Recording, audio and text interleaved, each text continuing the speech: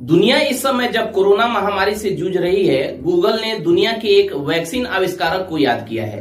Google ने आज यानी 2 सितंबर को गूगल डूडल के जरिए पोलैंड के वैज्ञानिक रुडोल्फ वेगल को याद किया है। वेगल ने लंबे समय तक महामारी टाइफस की वैक्सीन पर काम किया और दुनिया को उससे निजात पाने के लिए कारगर वैक्सीन दी। इसके अलावा उन्हें नाजी अत्याचारों से कई यहूदियों को भी बचाने के लिए भी जाना जाता है। वेगल का जन्म 2 सितंबर 1883 को मोराविया के पेरोरेव में हुआ था, जो उस समय ऑस्ट्रो इंगेरियन साम्राज्य का हिस्सा था। उनके माता पिता ऑस्ट्रियन जर्मन थे। बचपन में ही उनके पिता का साइकिल दुर्घटना में देहांत हो गया था, जिसके बाद उनकी मां एलिजाबेथ क्रोएसेन ने पुलिस शिक्षक के साथ विवाह कर लिया था। वेगल जास्लो पोलैंड में पले बढ़े। जर्मन बोलने वाले वेगल ने फिर पोलिश भाषा और संस्कृति को ही अपना लिया। वेगल बाद में लिविव चले गए, जहां 1907 में उन्होंने जीव विज्ञान में स्नातक की पढ़ाई की। उसके बाद उन्होंने जूलॉजी में डॉक्टरेट की डिग्री हासिल की। प्रथम विश्व युद्ध के दौरान ही वेगल टाइफस का अध्ययन करने लगे थे और उन्होंने एक सैनिक अस्पताल में काम किया, जहां वे लैब का निरीक्षण किया करते थे। इसी लैब में उन्होंने अपना शोध कार्य भी किया। वेगल ने इसी दौरान अपने प्रयोगों से 1918 में टाइफस की वैक्सीन का आविष्कार कर लिया था। जब 1909 में पता चला था कि टाइफस महामारी लाइस की वजह से फैलता है, वेगल ने उसी पर काम कर आगे बढ़ाया। उन्होंने पहले उस बैक्टीरिया की खोज की जिससे पेट में संक्रमण होता है। इसके बाद उन्होंने वैक्सीन को जानवरों और इंसानी वॉलंटियर्स पर आजमाना शुरू किया।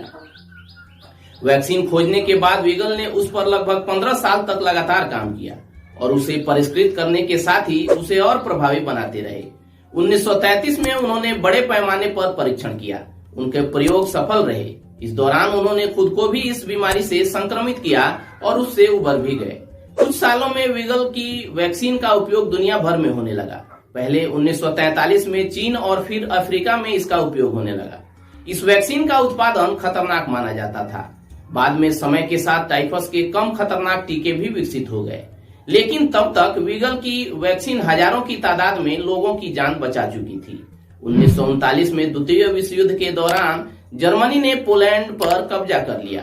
वेगल ने तब भी लैम्बर्ग में अपना शोध कार्य जारी रखा और अपनी वैक्सीन का उत्पादन बढ़ाते रहे। नाजियों का भी ध्यान वेगल के काम पर गया। लिविव पर कब्जा करने के बाद उन्होंने अपने संस्थान में टाइफस वैक्सीन बनाने के आदेश दिए थे।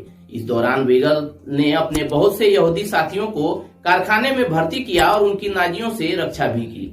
उनकी वैक्सीन की तस्करी भी की गई, जिन्हें नाजी कैंपों में यहूदियों को लगाया गया। 1942 में उन्हें टाइफस वैक्सीन के लिए जब नामित किया गया, उस समय जर्मनों ने उनके नामांकन को रोक दिया। इसी प्रकार 1946 में भी नोबेल पुरस्कार के लिए नामित करने वाले उनके आवेदन को रोक दिया गया। तब वे इसके प्रमुख दावेदार माने जा रहे थे। 1948 में भी कम्युनिस्टों ने उन्हें नोबेल पुरस्कार मिलने से रोक दिया था। इसके बाद उन्हें कभी भी नोबेल पुरस्कार नहीं दिया गया। चलिए दोस्तों, आज के इस वीडियो में इतना ही। मिलते हैं अगले वीडियो में। तब तक keep searching for knowledge and try to be a kind person. And most important, please wear mask and follow COVID-19 guidelines.